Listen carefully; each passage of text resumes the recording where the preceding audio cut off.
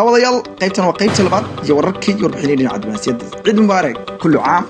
وأنتم بخير. لما أنتين ميلا كستو تشوكتان عيد وناكسن نقول عيدا إيو ولو بشوشي بواقع يعني نقدر تشيننا كوبي لبعتن كي بيشوي وعيد وسالسة لبدي كوني استدي طون وبشي استدي طاولة شكلنا هل كان نقول صوتان وغرفة الميديا عن كوبلا بقيتنا يعني مدحين هذا الكاسي بريكنج كدونتشا أيام ركي وجوريسي وربحين قطر وبحيي تضبادي وقدامي يضع مدحينها إن أجنها يونس الحرير كولله وربعين تيسون وناكسنين أيها وكالة وركي روتشيس أيوه حقوق على إنه ورئيس كفول سيو وحنا وديرة كساري أسقو كهلي أقلك أما حفيز كلو يقان أوفل أوفيسك أنت بدن وقعر ميوم بريكنج أيوه كور بحيي علاقات كلبضة ضل تركيا يوم بريكنج يقول كسي دعية لبضة ضل لبضة لو كود ترجع عشان بورت الناتو إسلام كان حرير ديرله أيوه شيء مستر ترامب إن أتحدون إنت لبوين كسر أو تركيا كي مادة أو يكترته إن إسكعب أما وير علس كسميان جناع السجا dhinaca cunaqabataynta ee Mareykanka oo saaraya Turkiga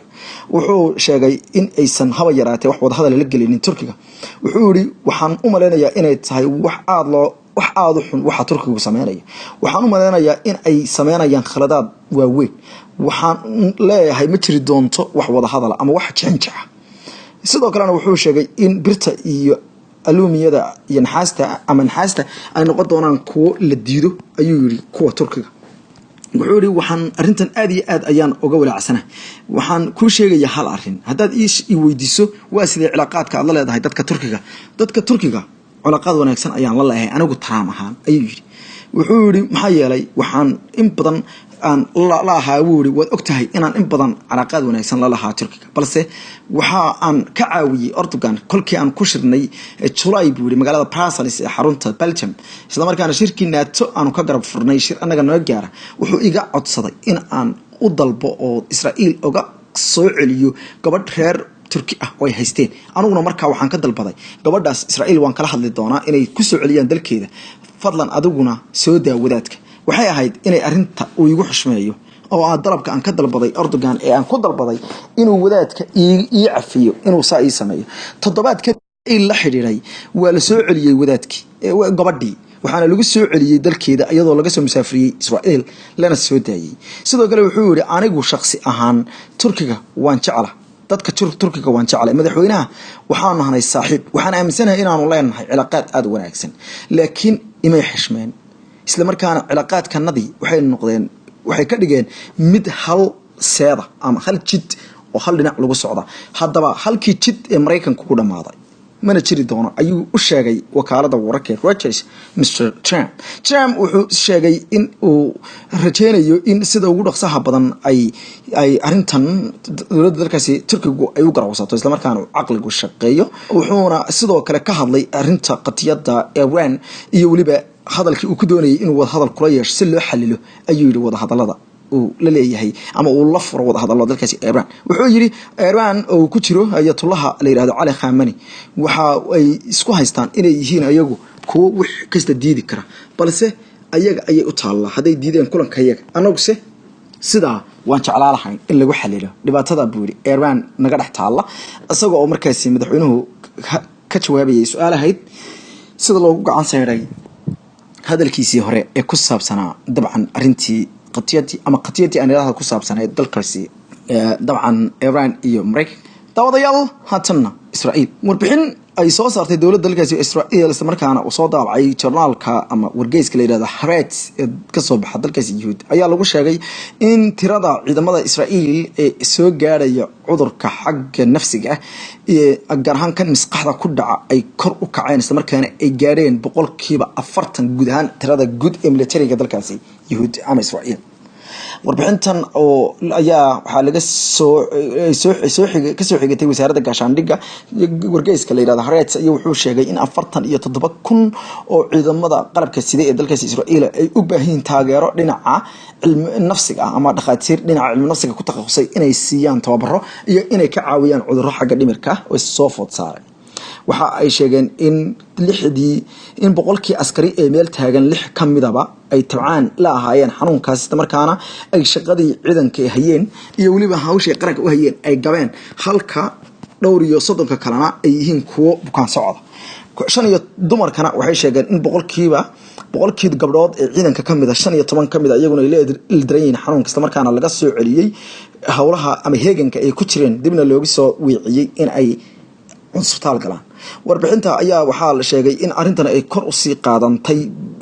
saddexdii sanadood ugu dambeeyay tan iyo intii dagaalkii cuslaa ee qasa uu dhamaaday baa leeyahay waxaana la sheegay in arintu ay kor u soo kacday ilaa 2008 kolkii ugu horeeyay ee Israa'iil ay duqeynta xooggan ku bilowday magaalada hareeraysan ee qasa 171 ruux ayaa ilaa bishii March la dilay kuwaas oo u badnaa caruur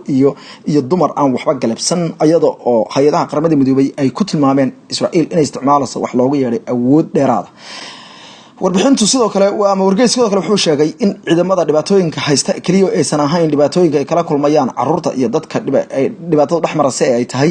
dhaqan xagga dhaqaalaha ah oo ku yar iyadoo aan laga warhaynin baa leeyahay dhibaatooyinka ciidamada ee loo yaqaano IDF ama Israel Defense Force ay la kulmayaan hay'ad dhinaca dabagalka u qaabilsan caafimaadka ciidamada ayaa sheegtay in 2016 ay dileen 15 askari oo ka tirsan ciidamada Israa'iil kuwaas oo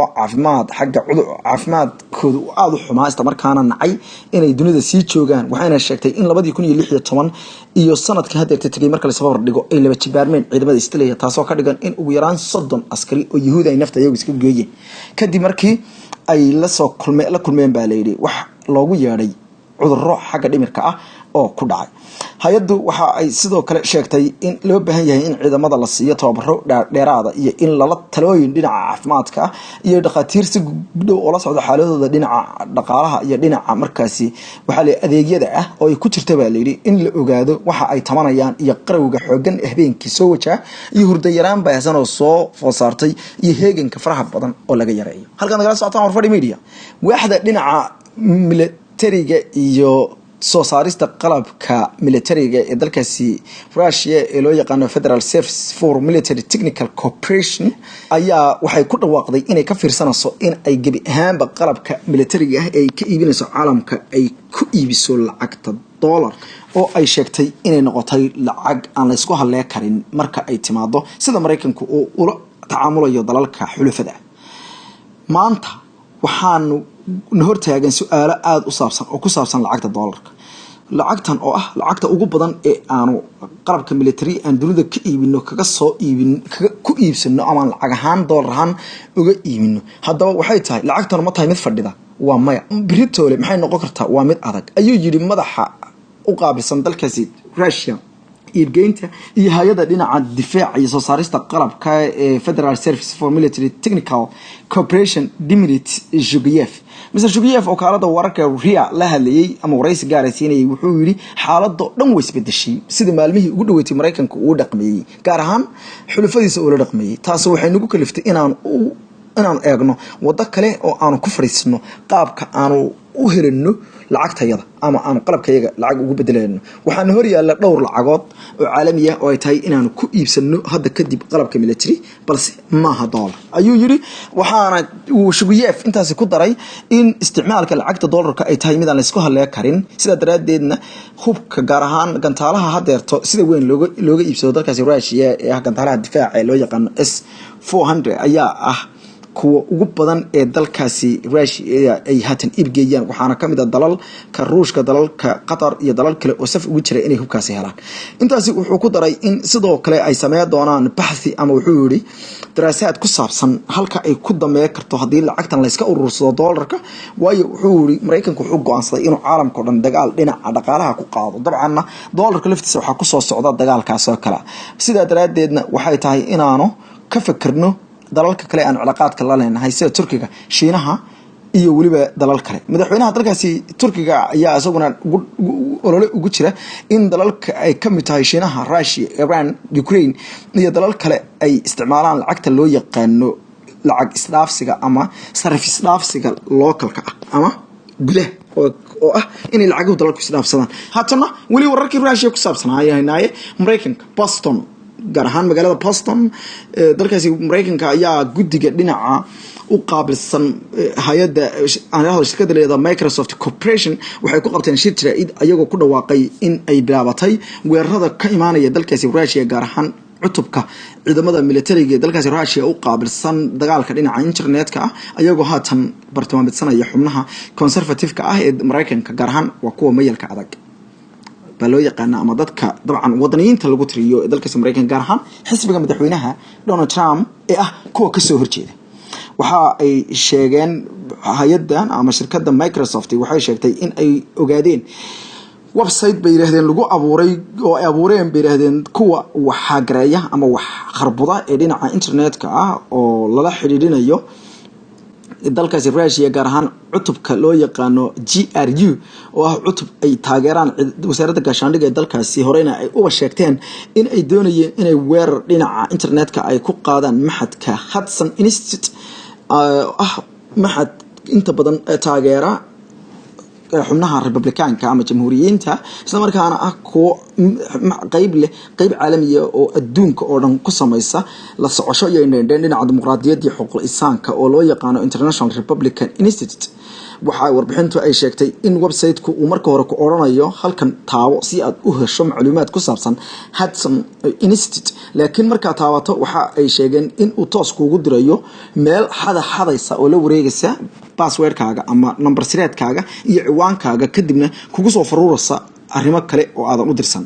Microsoft waxay sheegtay in haatan qorshaha uu Mareykanka ka leeyahay Ruushka uu isbedelay kadib markii ay ogaadeen in xubno badan oo ka tirsan xisbiga Jamhuuriga ay taageero xooggan ay siiyeen ninka baaraha sare ee dalkaasi Robert Mueller isla markaana ay ka xiriir furteen madaxweyne Donald Trump madaxweyne Vladimir Putin ayay sheegeen in uu hay'adan ay si toos u hoos tagto wargeyska New York Times oo warbixinta soo daabacay wuxuu sheegay in Hudson Institute haatan ay xubno ka yihiin xubno sarsare oo inta badan lagu yaqaano inay danaha Mareykanka u qumiyaan waxaana kamid ah markaas senatorka xanuunsanaya ee wali isbitaalka magaalada Arizona ee dalkaasi Mareykanka gobolkaasi Arizona ee magaalada Phoenix ku jira ee John McCain oo xubinka iyo sidoo kale Mitt Romney oo horey u ahaa asagu nin u tartamayay madaxtinimada xilligii Obama la tartamayay ayaa kamid ah baa la yiri xubnaha markaas ka ah baa la yiri xubnaha ka baa la yiri maxadkan waxa ay sheegeen in sidoo kale la bartilmaameedsanayo macluumaadka isdhaafsadaan xubnaha ku kacsan baa la yiri kulankii Helsinki Finland ka dhacay kuwaas oo loo arkay baa la yiri in ay taageero xooggan u yihiin baa la yiri dadka Mareykanka ee wadaniyiinta General HR McMaster oo asagana shaqada laga yeeriyay isla markaana ahaa madaxii amniga qaranka ama la taliyay madaxa amniga qaranka Mareykanka oo ahaa Janan howlgab ah ayaa asagana kamid ah xubnaha la bartilmaameedsanayo haatan waxaana labana yaqaan sababta qorshahooda u bedeleen baa sirdoonka dalkaasi Russia Eric Rosenberg oo wargeyska New York Times uu soo xiganayay magaalada Boston ka hadlayay ayaa sheegay in hay'adda dhinaca difaaca u qaabilsan dalkaasi Mareykanka gaar ahaan maxadka ama jaamacadda Harvard University ee magaaladaasi Boston ku taala ay diyaariyeen haatan sidii ay isaga caabi lahaayeen weeraradan isla markaana loo diyaari lahaa in doorashada mid-term election loo yaqaano ee bisha November dhici doonta oo doorashada waqtiga dhexe aysan wax talaaba ku yeelan Daniel Taiwanin oo asaguna ah madaxweynaha maxadka International Republican Institute ayaa ugu yeeray ololahan mid muujinaya isku dayo kharbudaad dalka si Russia ay ku doonayaan inay ku farageliyaan doorashada Mareykanka wuxuu yiri Kremlin waxa cad inay abaabulayaan talaabooyin ku racan oo dalka iyaga ka dhana sida daraadeed way iska cadahay in amarkan uu ka yimid Mr. Putin waxaana u sheeganaa ayuu yiri inay u diyaar garoobaan iyaguna ribaaxooyin kale cid kasto ay taageero ka helayaan dabada qiimaha leh عيد مبارك أمانة الله فافين تورك وحقين